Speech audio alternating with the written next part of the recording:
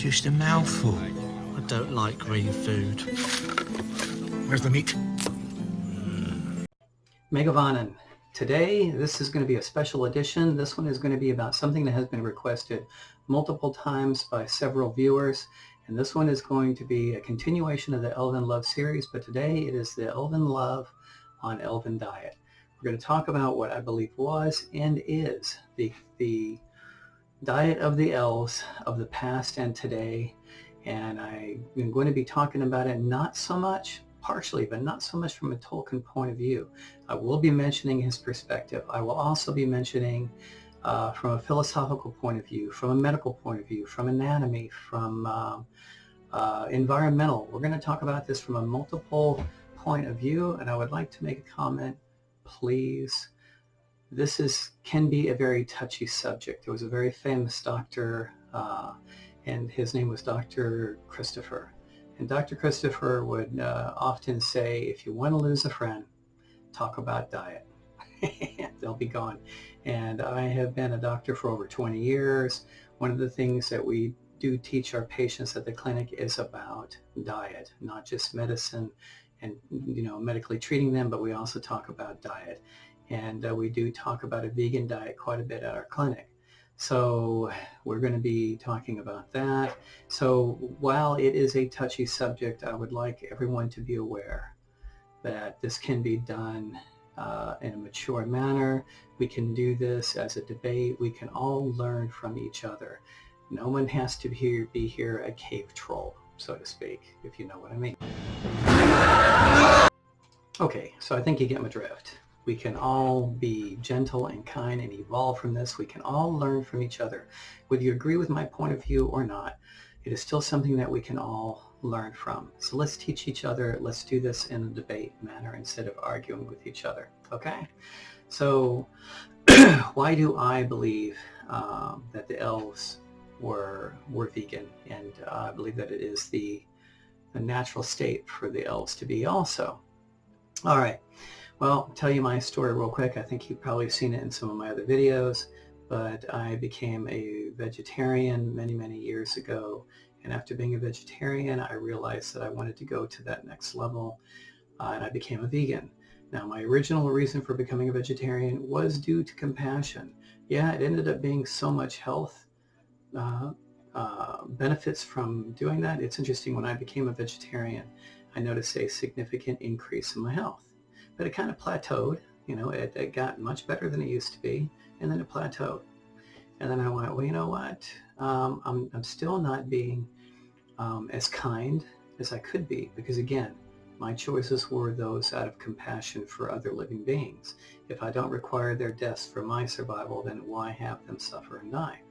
Okay, so then because I was still having some milk products and things of that nature, so I became a vegan. And all of a sudden, whoa, much bigger leap in my health. It was fantastic. It was a quantum level change in my health. Now, that was quite a number of years ago. I've been a vegan more than a good half of my life.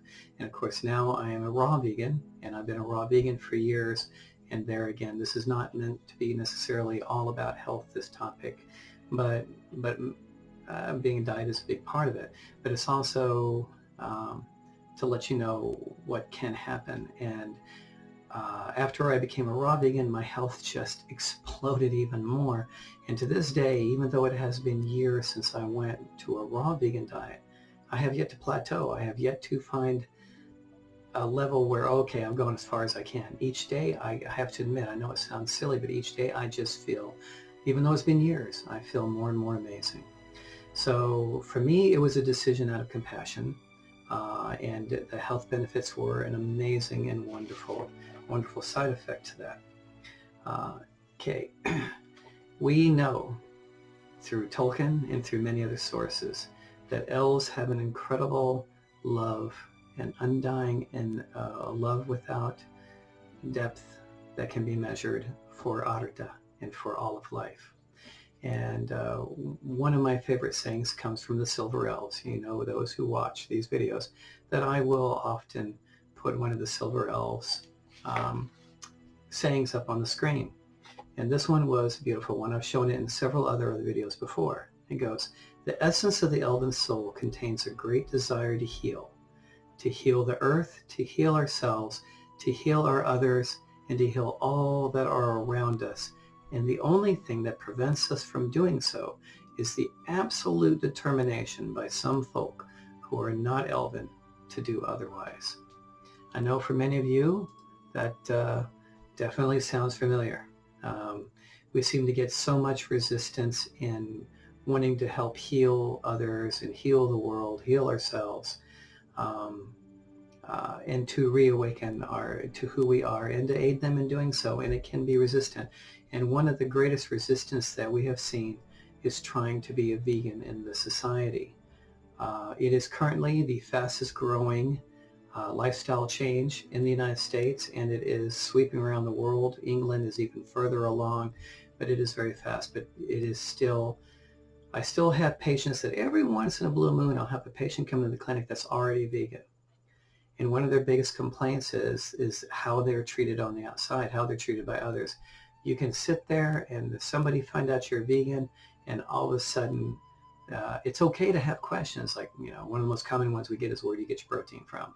Okay, and anyone who's been a vegan for any significant period of time knows that that's just a fallacy. Protein isn't everything. I could chew on my wooden table, wouldn't do it. I could chew on my wooden table and I would get protein from it. But what they most know is the hostility and the absolute anger that will come out of the blue. Again, cave troll type stuff. They will just come out of the blue at us, and they will come onto our websites and act like trolls. Okay, and so, but again, we can surmount this. We can get past this, because if you know in your heart what you're doing is right, that's all that matters. And as Gandhi said, we win in the long run. It can be a little bit of a battle, but we win. All right, so we're going to take this one step at a time. I'm going to try to cover about every argument I can think of and try to explain why I believe that the elves of the past were vegan and why it is our natural state in the long run. Okay, so let's start with Tolkien. All right, one of the things I like to impress upon people is that Tolkien did not know everything. As wonderful a seer, as wonderful as a prophet, a man full of, in many ways, divine insight, he still didn't know everything. All right, because it goes, many argue, since he discussed the elves eating meat, Tolkien, okay, that was, therefore, elves ate meat. Okay, we're going to talk about this from a couple of different points of view. All right, let's see. So we're going to talk about, he used the word meat. Okay, and that is extremely important. Meat, okay, I'm going to put up this little slide here, and it shows the history and etymology for meat. All right, the word meat, M-E-A-T, goes back somewhat before the 12th century. All right, please remember, one of the strongest attributes of J.R.R. Tolkien is that he was a linguist, and one of his absolute favorite languages in class languages that he would study were the medieval languages. He was a world expert in medieval language. He worked with Old English. He worked with Germanic. He worked with Finnish, Norse. The man, I forgot, what was it, 16, 20 something different languages he knew. And his favorites were the ancient languages, the medieval languages, and such like that. So he kind of lived, breathed, and ate medieval languages. So when he wrote, he also wrote from that perspective. When he wrote a word, he knew the origins of that word. He knew the meaning of that word. So let's talk about meat, because it is brought up multiple times about how meat was used by the elves. All right, so got a little bit more light here. The word meat comes, as I said, just before the 12th century. And what it actually means, and this is even by the Merriam-Webster dictionary, it says that meat, nowadays it has a flesh connotation, but its original meaning back before the 12th century was any food distinguished other than drink So you had two things when you, in the medieval days, and this is what Tolkien wrote about, you only had two things basically on your table. You had meat and you had drink. All right, meat could be anything other than drink.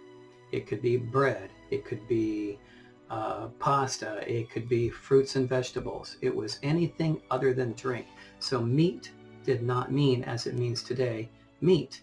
And if you look at the image up on the screen now, in Middle English, which was something that Tolkien studied extensively, it said meat meant food or meal, which then we go back even further to Old English, which goes back even further to Germanic, which is mate, whence we had Old Saxon mete, which meant food. Old High Germanic was mas, Old Norse was mater, Gothic mats, and this probably, according to the dictionary, goes back to Indo-European. Now we're back thousands of years ago. Okay, madi, it was a verbal base from med, which means become full. And then finally, we go back to ancient Greek, mestos, which was full or satiated. So the original definition, the root originally come from, I got full, I feel comfy, I got all the food I needed, I feel great. As it evolved through the years, it just simply meant food, and eventually evolved by the 12th century into food other than drink. It did not mean animal flesh, and Tolkien spoke from a medieval or old language text. So when he said that the elves ate roasted meat, it could have been of roasted chestnuts. It could have been so many different things. It doesn't mean they ate meat in today's terms. So you have to be careful using Tolkien as an argument that because he wrote Elves Ate Meat, knowing that Tolkien was heavy into the Middle Ages and the Middle English languages, he could very easily have simply meant food. That's it. All right. So we go, okay, in fact, one of Tolkien's, the word in Tolkien's, where he was describing Quenya, is apsa. Apsa means food. It means cooked food. Okay, some people interpret that as meaning apsa means meat, but it meant cooked food. So again, meat doesn't mean meat in today's terms. So again, we recommend that you be careful using Tolkien as an excuse or reason for eating meat, when I don't believe, with his history, that that's what he meant in the first place. All right, so go a little bit further on. Okay, so the other thing I want to make a point of, and again, I've done this before with Tolkien. I go, while I may truly love the contribution that Tolkien actually gave to the cause of Elven awakening, he did not know all there was about Elven culture, and it does a great disservice to him, all right, since even his son admitted, all right, that all of his writings were in a state of constant transition and actual, as he put in the terms, chaos as well. So Tolkien himself knew that everything was in a transition. I spoke about this in a previous video, so what I'm going to do now is take a little break, take a couple of minutes out. I'm going to bring that little segment of the video where I talk about Tolkien and about his vision and how he might have colored things. He was an amazing man, but he was a man. He was a mortal, and he saw things the way he did. So even for those that go, well, he meant meat was meat. Again, even if he did. So let's take a little break here. I'm going to let you see that, and then we'll be right back. Literal truth. It didn't diminish who he was. It just meant that he was a mortal. He was a man, and he would have a tendency to allow his emotions and his coloring go on to the vision. The same with Tolkien. In fact, Tolkien admitted that many, many times. His son Christopher admitted it, that Tolkien was constantly changing things and altering them. And when he passed away around 1974, I think it was, he was still rewriting. He was still changing things. He would see maybe the vision more clearly or differently, but he kept changing it, or I should say fine-tuning or modifying it as the years went by. And there was absolutely nothing wrong with that. In the Book of Lost Tales, Part 1, there's a couple of interesting paragraphs by Christopher Tolkien. And this is when, because remember when Tolkien passed away, the Silmarillion did not exist. It was just a whole bunch of writing in different chapters and different sections. It wasn't a book. It was a lot of writing. All right. And it came to Christopher Tolkien to decide, is this a book? Is this something that I should do? And this is what he wrote. All right, he said, the choice before me in respect of the Silmarillion was threefold. I could withhold it indefinitely from publication on the ground that the work was incomplete and incoherent between its parts. Incoherent between its parts. I could accept the nature of the work as it stood and, to quote my foreword to the book, attempt to present the diversity of the material. All right. Okay, to show the Silmarillion as a truth. Okay, in truth, a continuing and evolving creation extending over more than half a century. All right? In truth, a continuing, all right, and evolving work. All right? Evolving. Isn't that what we all are doing? And Tolkien evolved throughout his visions, throughout his writing. They evolved. And so it doesn't mean, and as he also put here, I want to make sure I said this, that it was an incomplete work. Not everything that Tolkien envisioned was put into the Silmarillion. Not everything he envisioned did he write down. So my argument is that, yes, I do believe that all elves were vegan, even though some people will argue and say, well, Lothlorien maybe and Rivendell maybe, but not Mirkwood, okay, not the forest elves there, because they hunted. Okay, but we don't really know what all that was. What did they hunt? All right, were they hunting the dark creatures? Or was that Tolkien coloring it? All right, we don't know. I believe in my heart, I know. All right, and so that's how I feel. You may feel different. Let's debate. Let's talk about it. Let's evolve together as Tolkien was evolving. Let's share. That's what part of an elven culture is. Let's share, let's grow together, let's figure out what is in the long run, what is the truth. All right, so that kind of refreshes anybody's memory who may have seen my old videos or maybe have not seen them. Again, I love what Tolkien did for us. I care for his legacy greatly. Without Tolkien, so much would not have happened. Okay, but it is what it is. He was immortal. He saw things through his own eyes. And so if you choose to say that meat means meat, as today, then I would argue and say, or debate, I would debate and say that maybe he was just seeing it through his own eyes, his own perception, his own coloring of the universe. Okay, because remember where he came from. It was the early 1900s, early 1800s, late 1800s, early 1900s. And it was a very different time. All right, and also during a war. But I personally still do believe that what he meant, because he was a medieval linguist, was he meant meat, meant food. It didn't mean flesh, right? Because he spoke of those times, he wrote of those times, and he wrote from those perspectives as well. Okay, so one last note on Tolkien, and then we will move on to the religious side of why I believe that elves are vegans. All right? Again, let's debate. This is a great topic that we can all learn from. All right. Another one was, here's another possible example of elves in Tolkien's writing, showing elves in a vegan light. In the Silmarillion, when describing their encounters with the first men to enter Beleriand, they say, and these folk are hewers of trees and hunters of beasts. Therefore, we are their unfriends. Okay. Now, some people argue and say, well, the green elves were vegan or vegetarian, but of Mirkwood they weren't, because in Mirkwood they had roasted meat on their table. Again, we can go back and debate that over and over again, how we define meat. I'll stick with what I believe Tolkien defined it as. Okay, so there we go. And so that takes care of that slide. All right, and then one more slide we have is this one again comes from Tolkien. It says, the love of the elves for their land and their works is deeper than the deeps of the sea, and their regret is undying and cannot ever wholly be assuaged. All right.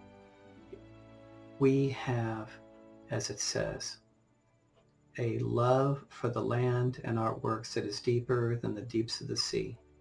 And I go even further, saying the heights, the greater than the heights of Tanaquitel, of where Manwë resides. It goes all the way to where Iluvatar is. To love something as dearly as we do, we would not cause unnecessary harm or damage. If we don't need it, it doesn't have to be done. All right, we'll talk about that here in a little bit. So let's talk about religion a little bit, okay? Touchy subject, I know, for many, okay? But I have been doing this for so many decades, teaching people about medicine, about healing, about Elven culture, about veganism. I'm pretty much used to all the different arguments that they can come up with. So one of them that is often, and actually we see this in the clinic, is where people will come in and use their religion as a reason for being able to eat meat. All right. So, all right, you can go on and on with that if you want to and state, well, okay, the Bible says I can do it, therefore I will. All right. But let's do what most vegans know, and we go forth and we go to Genesis 1:29. And God said, behold, I have given you every herb bearing seed which is upon the face of all the earth, and every tree in which is the fruit of a tree yielding seed. To you it shall be for meat. Meat again, however you want to define it. Is it flesh? Well, it's the flesh of the nut, the flesh of the fruit, or simply because it's food as distinguished from liquid, from a drink. But even the Bible said, and most people, and even most religious people, will argue and say, the original food of those who were in the Garden of Eden was a vegan diet. But then the argument is, after Noah, that it's stated that God said that they could now eat meat. All right, okay. I personally don't believe that that's actually what happened. And I also know about the hardness of the hearts and so forth. But even if you go with that argument and you say that, okay, God said it was okay, and Jesus ate fish, and the thing goes on and on. But again, remember how I mentioned in one video that the old story where you put a bunch of kids in a circle and you have the teacher whisper in one of their ears a story, and then everyone else tells a story, and by the time it comes around to the original, the story is vastly different. So the Bible wasn't supposed to be changed, but it was. We went from the King James Version, we actually went from Aramaic and Hebrew to King James and then the modern language, and yes, it got changed. And so I have a problem taking everything in there for gospel, because I know that it's been altered too much, and we have to be careful. The Bible can be a beautiful book, just like any religious text can be a beautiful book, if taken as there is a kernel of truth, and that all of them have a kernel of truth, and to be careful taken literally. And even what I would call the Elven Bible, which is the Silmarillion, again, you have to be careful taking it literally, because as I discussed in the previous video before this one, Ariel, which was a human who had made it to Tol Eressëa, which is, right by Valinor, the history we have today, according to Tolkien, the Elven history that we have today, is because of a mortal who made it to the Isle of the Lonely Isle, was taught by the elves, came back, and then reiterated it, and then over the thousands of years. So we have no Elven one today from the past coming forth and teaching us. We have learned what we did from mortals who learned from the elves, and things to get altered and changed. And so the Silmarillion, the Bible, all of them are, you take the spirit of the law, not so much, the letter of the law. All right, take the spirit of it, let yourself evolve through spirit, not so much the letter of it. Okay, all right. And so if we go with the argument that the Bible says that we can go ahead and eat meat because it said we could. All right, let's go with that for a minute, and let's say that okay, and you might say that there's truth behind that. Well, that's not the world nowadays, because in the Bible it states how Jesus said it's not what goes in the mouth but what comes out. All right, that's a common discussion I get as well. All right, okay, because of mortals' intervention and mutilation of the world today through genetic modification and such. A cow is not a cow. From the little slide I put up here, that was a cow about 2,000 years ago. Doesn't look so much like cows nowadays. A little bit, but not much. So a cow is not a cow. A pig is not a pig. Chicken's not a chicken.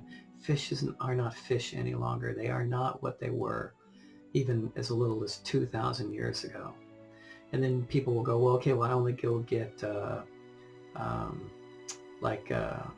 humanely raised or grass-fed cattle? It doesn't matter anymore. They are, it's like me when I became a vegan and then eventually became a raw vegan. I was very careful about wheat because wheat is horrendously genetically modified. All right. The good news is that's one battle we won over Monsanto is there is no commercially sold, in the common market for GMO wheat. But unfortunately, it has now spread across the United States, and I don't believe even finding organic wheat is really significantly possible anymore because it's all been tainted. All wheats have been tainted. So if it even says organic on it, I don't believe it anymore. As a raw vegan, I had been away from wheat for years because I loved eating something called a seen bread, where you take the wheat, you sprout it, and then gently heat it, and you can make this wonderful bread. It tastes amazing. Well, I quit buying it because I know that in the grocery stores, what they call a seen bread is still heated 130, 150 degrees. As a raw vegan, I eat nothing over 105 degrees. It gets hotter than that where I'm living right now. All right, so I thought, well, you know what? I've been missing it. So I went and got organic wheat, sprouted it, made my own seen bread in a dehydrator. And it was horrible. I could tell right after I ate it, something was wrong. All right, I've had on 2 separate occasions, 2 patients come into the clinic. They had nothing to do with each other. They were distant in years from each other in history. They had no knowledge of each other, but they both made the same comment. They said if they eat lasagna here in the United States, they get sick. But if they eat lasagna in Europe, they don't get sick because the GMO'd wheat is much less available over there than here. All right, so unfortunately, due to genetically modifying animals and plants and such, that a cow is not a cow anymore, and a pig is not a pig anymore, and a chicken's not a chicken anymore. You go, okay, well, fish. Okay, well, it can go with fish. All right, sure, you could say that if you wanted to. All right, but I know as a doctor, I know that I treat heavy metal poisoning and toxicity just about every week in patients in the clinic because it ends up being one of the root causes of so many of their disorders. There is pretty much no fish on Earth that is not without some level of mercury, some level of toxicity that is not supposed to be there by nature. All right, so I don't care. I don't care where you get it, what you say, that you have happy chickens that were grown in somebody's backyard. Those chickens aren't chickens anymore.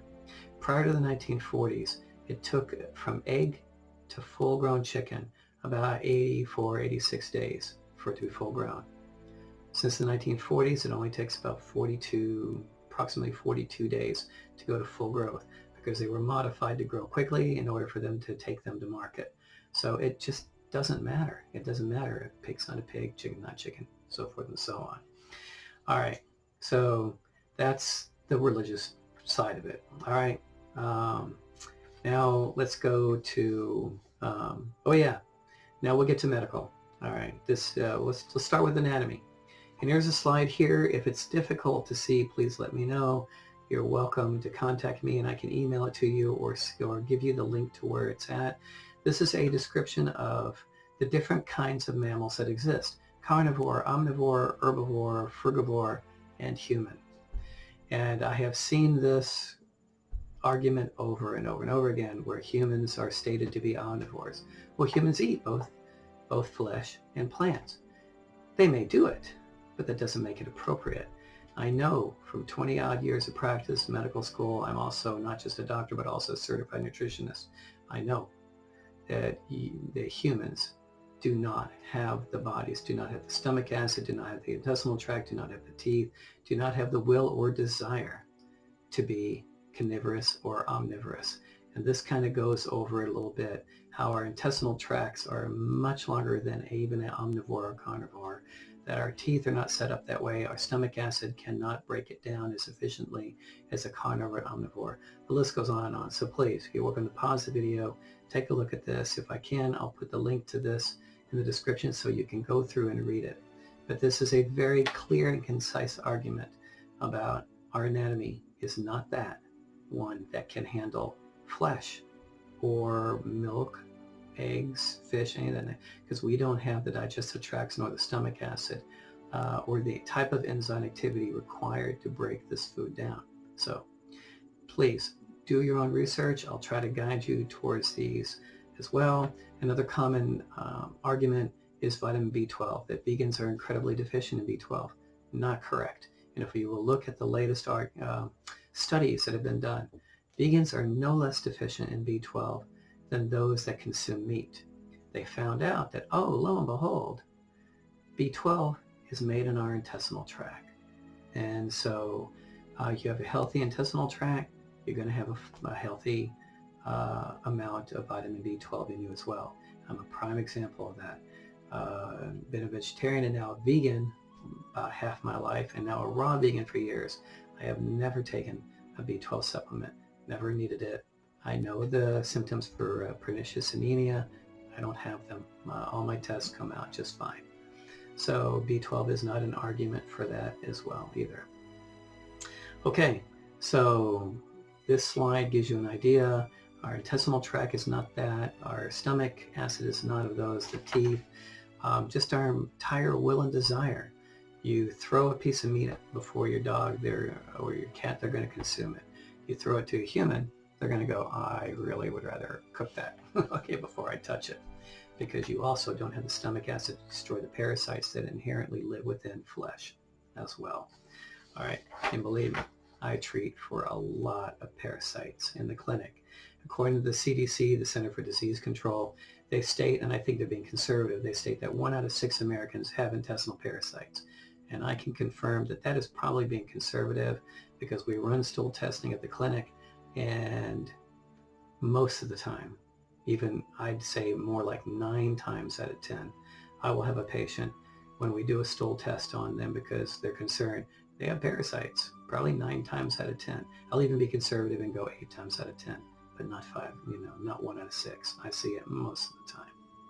Okay, so again, in 20 odd years of practice, I have treated thousands and thousands of patients. And besides giving them medicine, besides giving them different therapies and protocols, a given at our clinic is that if you choose to be a patient at our clinic and you come because of something other than a boo-boo toe, or because you have a cold or a flu, or something of that nature, something other than acute. In other words, you come to our clinic with something chronic, then a vegan diet is a mandatory part of our protocol. We have a 100% success rate with cancer. We have a 100% success rate with autoimmune and with Lyme disease and so forth. Because not only do we give them the holistic natural medications to our patients, we also have them do a vegan diet, or we will not treat them on a chronic level. And we have seen thousands of cases of patients successfully getting over their chronic issues, cancer, Lyme disease, and so forth, when they follow the protocol. Okay, for some of you that might be aware, I've written a series of books on these, and one of them is Case Histories from a Naturopathic Clinic. Okay, and it talks about a bunch of our patients and how they survive these things. So I have witnessed it. One of the big complaints I get is, my body doesn't do well on a vegan diet. Okay, I'm different. Okay, and I'm sorry. That is not the case. Let's debate, let's not argue. But I have never, in 20 odd years of practice, ever seen that come through. It is not because of your blood type. It is not because your body is completely unique in the evolutionary scale of anyone else. Everyone that comes forth and says that, when they do the program, it works every single time. Now, for some people, when they go vegan, they go through a major detox and they think that the veganism is actually hurting them. It's not. they're going through a detox.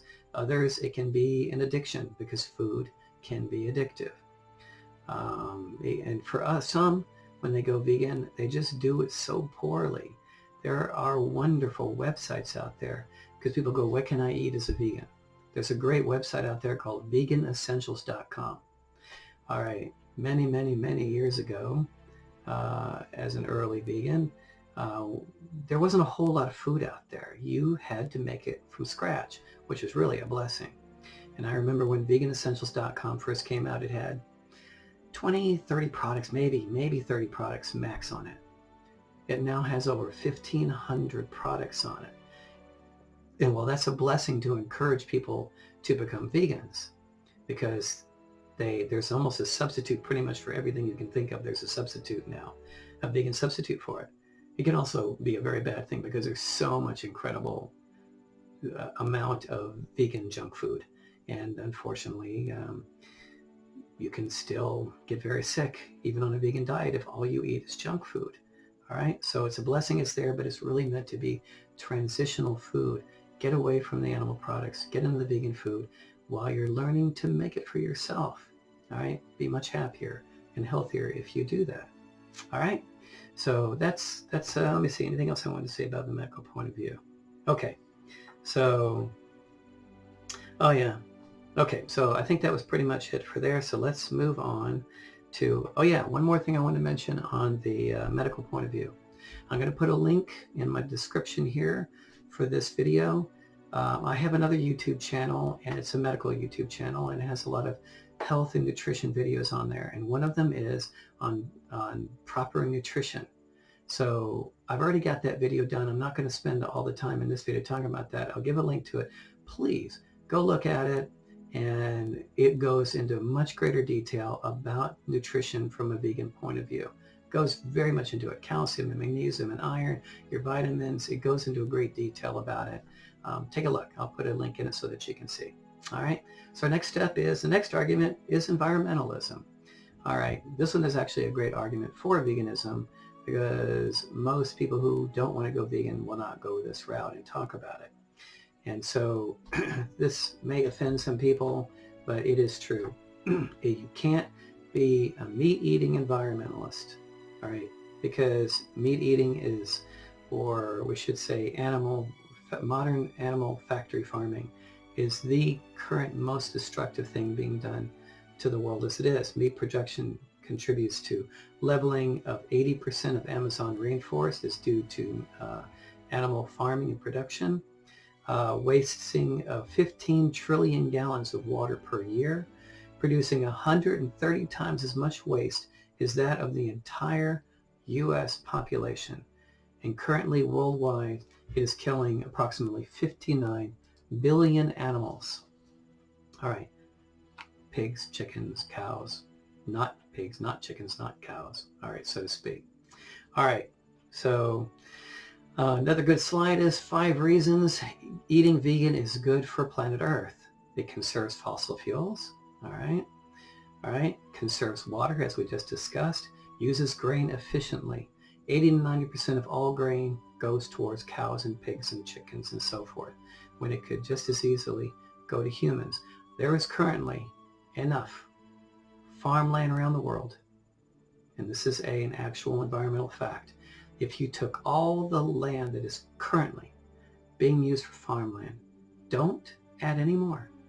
Keep it as it, but turn it to taking the grain and giving it to humans instead, giving them the corn, hopefully organic, corn and the oats and everything. Give it to human. We have enough food right now, enough farmland to sustain the world population 7 times over. It is not so much that the world is becoming overpopulated, it's that it's being fed improperly. We have more than enough. It takes 1/6 of an acre. 1/6 of an acre, because I know this because my wife and I grow on the land here. It takes 1/6 of an acre to feed a vegan for 1 year. 1/6. And it takes 2.5 acres. All right, 2.5 acres. It's 14 times more to feed one animal consuming individual. All right, So that's where we go to the next thing, conserves topsoil. We don't need any more farmland. We don't have to keep doing this. The cows don't have to tear up the ground. All right, and saves rainforests. The rainforests are being cut down for more land to grow more grain for the cows or to put more cows on the land. It doesn't have to be done that way. All right, each day, a person who eats a vegan diet saves 1,100 gallons of water, right? 45 pounds of grain, 30 square feet of forests, 20 pounds of carbon dioxide in the life of one animal every day. So if we are claiming ourselves to be Elven and that we have a deep and abiding love for the world, for Arda, then what simple thing we can do can save so much every day. All right. Okay. How much water is needed to produce 1 kilogram of food? 1 kilogram. Okay. It takes 6,443, all right, gallons of water for, I'm sorry, this is in liters of water. 6,443 liters of water to make a kilogram of beef. 3,512 liters of water to make a kilogram of butter. And it goes all the way down to 326 liters of water to make a kilogram of oranges. Save the world. All right? You have a deep and abiding love for the world? There we go. This can be a little bit of a hard one. All right? All right. This video, we now go to the philosophical point of view. Philosophically, why would you be a vegan? Okay? Put aside the religion, put aside Tolkien, put aside medical or anatomy. Just spiritual, philosophical. Why? Okay, and it goes, I hold that the more helpless a creature, the more entitled it is to the protection by man from the cruelty of man. And this is Gandhi, who I vastly respect. I think he was an elf, a Hindu elf, but he was an elf indeed. All right. The more helpless a creature is, the more entitled they are to our protection. I know this can be tough, because earth provides enough to satisfy every man's need, but not every man's greed. There is more than enough on this world to support everyone if we go for our needs and not our greeds. And again, another Gandhi one. Okay, we're almost done with Gandhi's. I love this picture here. I've been in these type of situations. Happiness is when what you think, what you say, and what you do are in harmony. You want to be an elf. You want to think like an elf, and you want to say you're an elf. Okay, it's what you do as an elf that puts you into harmony with Arda and with your own spirit, your own soul. Do you think like an elf? Do you say you're an elf? And do you act like one? Meaning that we love the world as it is, and we don't need to harm it. If it doesn't need to be harmed, why do it? All right, and here we are. We're all trying to wake each other up. We're trying to help others awaken. Be the change you want to see in the world. All right? All right, that's it for Gandhi. Here's a few great vegetarians and vegans. They put, most of these were vegans, but a lot of people didn't know about the word vegan, so they put vegetarian on there. Albert Einstein, George Bernard Shaw, Gandhi, of course, Leo Tolstoy, Voltaire, Plato, Nikola Tesla, Leonardo da Vinci were all vegetarians and vegans. All right, you'd be in good company. Leo Tolstoy, great writer. A man can live and be healthy without killing animals for food. We know this is a medical fact. Therefore, if he eats meat, he participates in taking life merely for the sake of his appetite. And to act so is immoral. All right, if we don't need it, why do it? All right. And finally, Buddha. All right.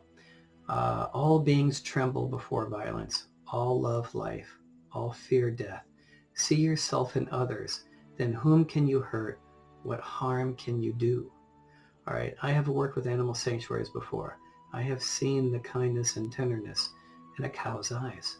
I've seen how chickens will run up to you and jump in your lap to be held and cuddled, all right, and stroked. They feel as we feel. And if their lives are not necessary to be taken for you, then why do it? Be an example. Be the change you want to see in others. If something else does not need to die for you, then why do it? And here we have, last but not least on these, Donald Watson. He was the man who originally, back in 1944, coined the word vegan. It didn't exist before him, because before then there was only vegetarian. All right, and that's what most people would have thought of as vegan, but of course there's many classifications. He said the word veganism denotes a philosophy and a way of living which seeks to exclude, as far as is possible and practical, all forms of exploitation of and cruelty to animals for food, clothing, or any other purpose, and by extension promotes the development and use of animal-free alternatives for the benefit of humans, animals, and the environment. In dietary terms, it denotes the practice of dispensing with all products derived wholly or partly from animals. All right? Because if you don't need it, you don't have to, if they don't need to die for you, then we don't need to do that ourselves. Okay, so a couple more things here. I guess I'm about done. And here, veganism means extending our circle of compassion to include non-human animals too. All right, we are all brothers and sisters on this world. Okay, and I have actually been in this type of situation here before. See that cow's eyes closed? They feel as we do, right? They feel the touching and the compassion. I've seen them do this before. I've seen amazing things happen with just love. So there we are. You can go at it from a medical point of view, anatomical. You can go from a Tolkien point of view, however you want to interpret that. You can go at it from an environmental view. You can go from it from a philosophical or spiritual point of view. But I have one question. I hope you can ask yourself this. We know without a doubt that medically, anatomically, we do not need another animal to die for us. We know it. I'm a great example. I have thousands of patients over decades that are fine examples of this. All right. If you do not have, if you do not require their deaths, why do it? Why have something suffer for you when it's not necessary? Okay, so again, let's debate. I know that some will agree, some will not, but I believe in my heart the original elves were vegan. I believe it is our natural state. I cannot tell you the kind of joy I have felt in my life, not just on a health level, but a spiritual level that has gone, as has been said before, do not make a graveyard out of your body. Remember what I've said in the past videos, that what you are inside is what you will manifest. If there is darkness in you, you will manifest darkness. If there is light in you, you will manifest light.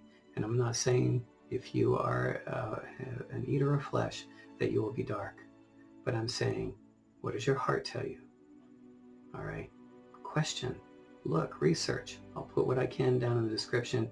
You think about it, and we'll go from there. Hopefully, you'll be willing to debate about this and see what you think. All right?